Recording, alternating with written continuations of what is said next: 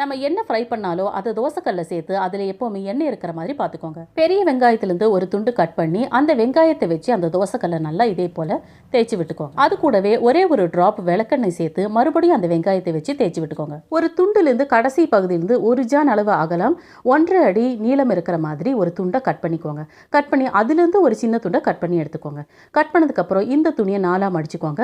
நம்ம கட் பண்ணி வச்ச அந்த சின்ன துண்டையை இதே போல் 4ஆக மடக்கி அதை அந்த துண்டில் சென்டரில் வச்சுக்கலாம். இதை நம்ம ஒரு பொட்டலம் மாதிரி நம்ம இதே போல் நம்ம ஒரு கவர் பண்ணி அதுக்கப்புறமா பூ கட்டுற நூலை வச்சோ இல்லை சின்ன ஒரு துணியை வச்சோ இதே போல் முடிச்சு போட்டு விட்டுக்கலாம். இந்த சென்டரில் வைக்கிற சின்ன துணிக்கு பதிலாக நம்ம புளியை கூட வைக்கலாம். அதுவும் ஒர்க் அவுட் ஆயிரும். இது எதுக்குன்னா நம்ம ஃப்ரை பண்ணி வச்சதெல்லாம் தோசைக்கல்ல வைக்கும் போது தோசைக்கல்ல எக்ஸஸ் ஆயில் அப்படியே இருக்கும். இந்த துணி முடிச்சு அந்த ஆயிலை அப்படியே அப்சர்வ் பண்ணிக்கும். அந்த தோசைக்கல்லும் எப்போவுமே எண்ணெய் மயமாகவே இருக்கும். வெங்காயத்தாலையும் துணி முடிச்சாலையும் அடிக்கடி தோசைக்கல்ல தேய்ச்சி விட்டுட்டே இருந்தீங்கன்னா 2 நாளாக நம்ம ஈஸியாக பழக்கிடலாம். தேங்க்யூ.